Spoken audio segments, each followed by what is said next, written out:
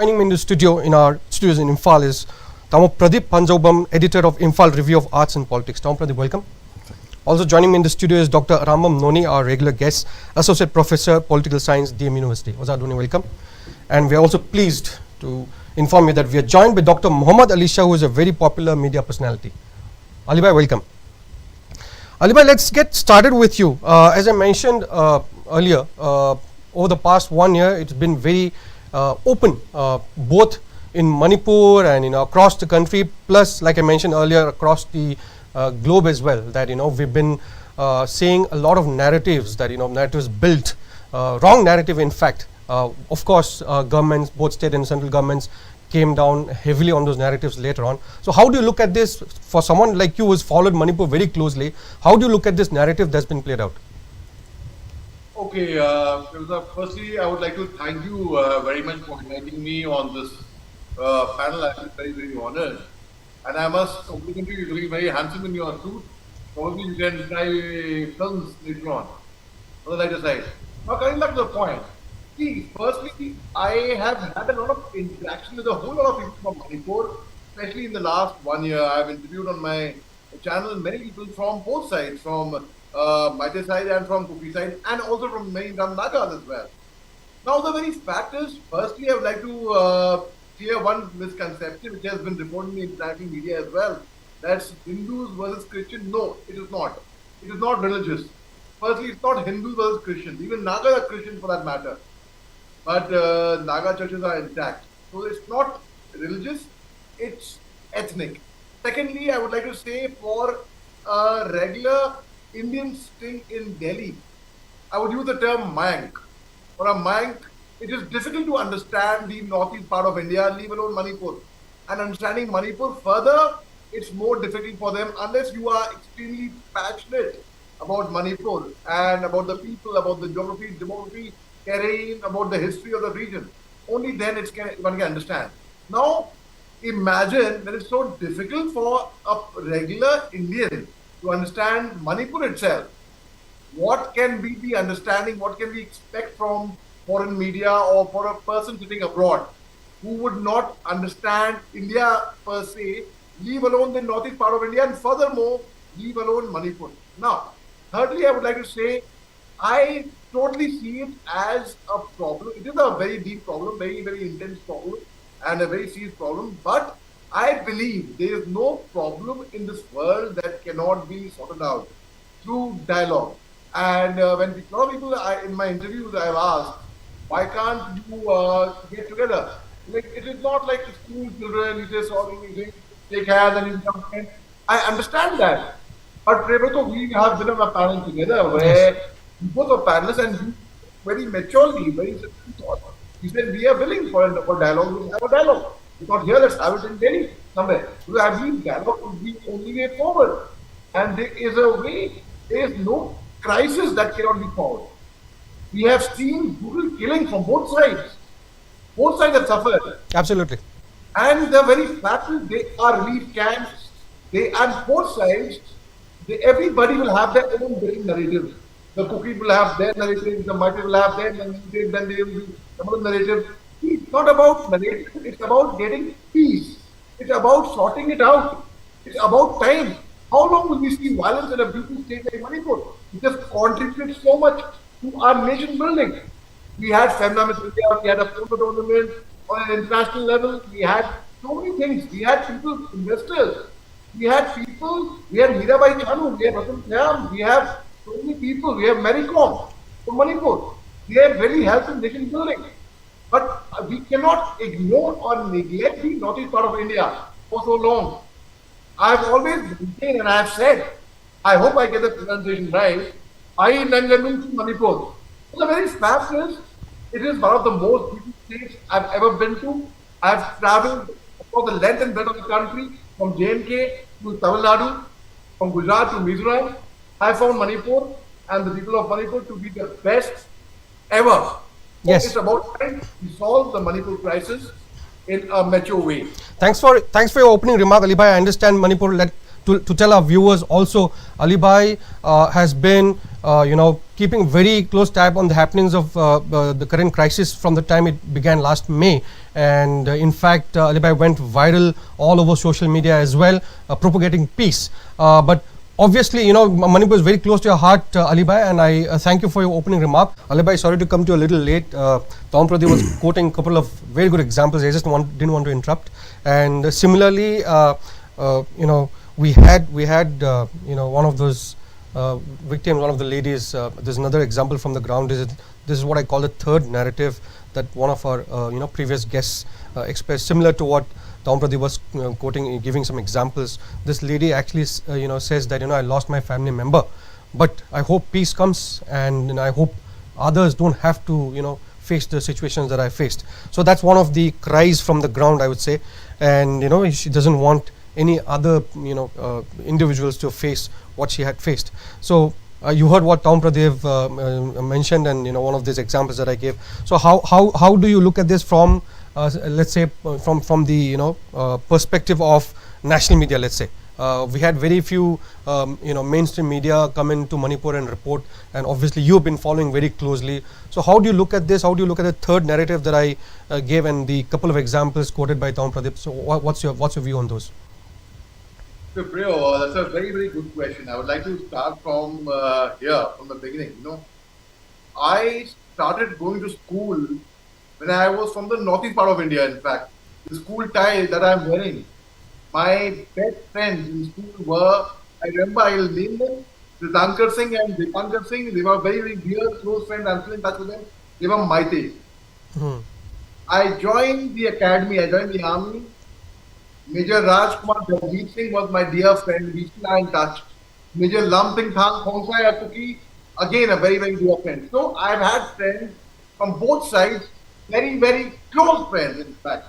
Now, unfortunately, what has happened, because of the narratives, and especially a lot of, I would blame to a large segment of media as well, a lot of hatred has spread, a lot of venom has spread between two brothers, Maites and Kukis, who have been coexisting and living pyar, mohabbat, with a lot of love and affection, who are there for each other. Major Lam Singh Thang Khongsai, Major Rajkumar Daljeet Singh, I give an example, they have fought shoulder to shoulder. They have trained together. They have sweated it out together. They bled during training days together.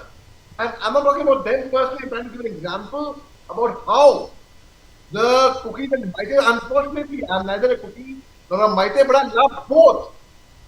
And it has become, the wounds have become so deep in terms of literally and the narratives that are built up from both angles, in fact.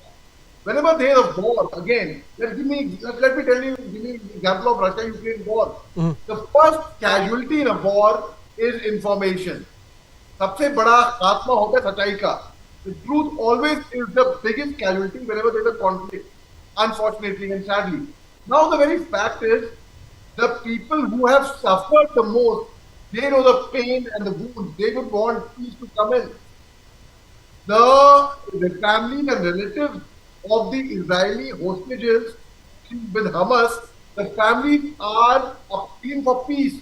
The families are wanting peace because they are also at the same time they're scared that something can happen to the hostages. Similarly, I'm not drawing a parallel with what's happening in Manipur, but I'm trying to tell you the person who suffers and people from Manipur are suffering. When I say people of Manipur, I would say the Maites, Kukis, not just that, even the Nagas for that matter, silently they're suffering. Because in the heart of heart, they're trying their best. They're not just they've remained neutral, as you mentioned earlier, in the previous panel when I was they've tried their best to bridge the gap between both the communities. So when they have struggled, they have suffered. I have also, in a way, I'll tell you very, very honestly, as a media person, you understand, when you are a media person, you've got to report the truth and you've got to be neutral without any side. You have to say what is right, what is wrong, what is the correct thing. So now the fact, both our panelists over here are very, very respected and esteemed. I have been following up with both the panels, they'll vouch for it, that I have been speaking to them for almost a year now, requesting them to give me an interview. And you are very, very lucky that they've consented to give you time.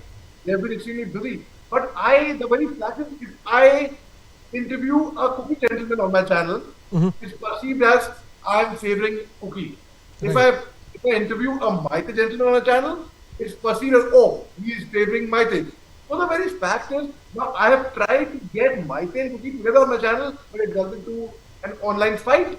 It resulted to foul mouthing and such things on my channel.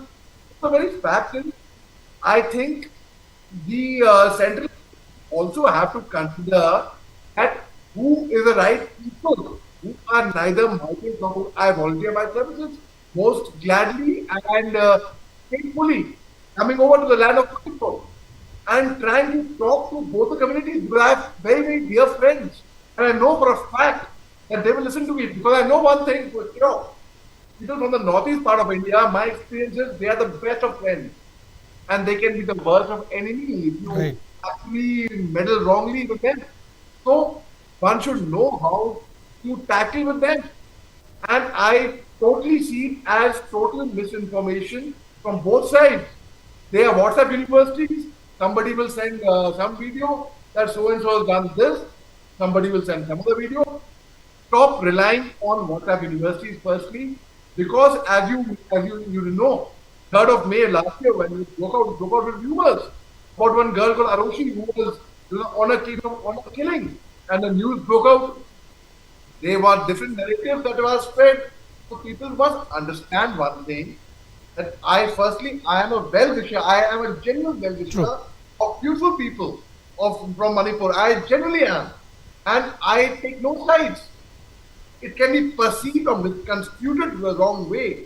But no, the very fact is, I love you guys. I don't want people to suffer. I don't want bloodshed. I've seen enough bloodshed in my life. Yes. I've seen my own brothers, the friends dying in my own arms. I know the pain, the wounds.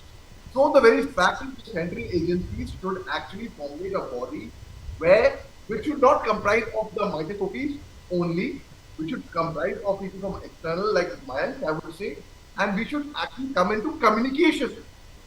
Because only when you open the channel of dialogue, बात से तो बात निकलेगी ना भाई, बिना बात से कैसे बात निकलेगी? Absolutely, absolutely. So, Ali bhai, if you're still there, very quickly, Right. we are running out of time. Your Right. last thoughts on this, please. Right. Firstly, I would say a gun will never get peace. A gun will only get pieces. And as Dr. Saab rightly said over here, we have to live together. Both the communities have to live together. So I will give you a small example. I have done a few films, so I can speak on that. In Hindi films, they show one particular community as the villains with a name like, so there are one particular name. So people think, oh, the entire community would be wrong. In the 70s, they show Wham Right. with one particular community. I would not name the community, but she would be smoking or wearing some kind of dress. People had branded that community. Similarly, I would like to reiterate this point that when the parading video of the cookie women came about, there was a lot of human cry about the people were saying Maite rape is wrong. It's very wrong, very hurtful. People should not call any community names or brand any community or brand any community with the same brush. Similarly, illegal immigrants to any community is wrong, it's hurtful. Oh, you're a drug peddler, it's hurtful. Don't brand any community if someone is doing it. If there are individual good and bad people everywhere, there are good and bad people in every community. You should pinpoint at those people who have done it and they should be punished as per the rule of the law of the land. One cannot paint a community with the same brush, and hatred would never, never, never, never, never be solution to anything. We have to love each other as brothers. We have to live together. And for example, I'm a Muslim. I'm an Indian before I'm a Muslim. And only when I learn to respect and love the other community, with the other community to love and respect me personally and my community. Similarly, we have to love each other, respect each other, and live together in communal harmony. The beauty of India is they are different areas. We all have different states, different languages. We all, at the end of the day, we all one. I will give the example quickly and I will conclude. When I served in the northeast part of India. When I was in Nagaland, in the army and with the Assam Rifles on deputation as well. There were different tribes over there. There were Ao, Wangami, Kam, Taksang, Singma, Masak, Konyan, Singma. But we have to see the very fact we all are one. And when we recognize each other as Indians, we stand tall together. I think united we stand, divided we fall. With a fist. And if one finger of the fist gets fractured, we cannot clinch it for a punch. We all should come together and say, Jai Hind. Right, thank you so much, Ali Bhai. Very well said. In fact, today, Ali Bhai, Tamo Pradeep, and Oja Noni have given us some very valid points and quoted some real life examples as well. Thank you, guys, so much for doing that.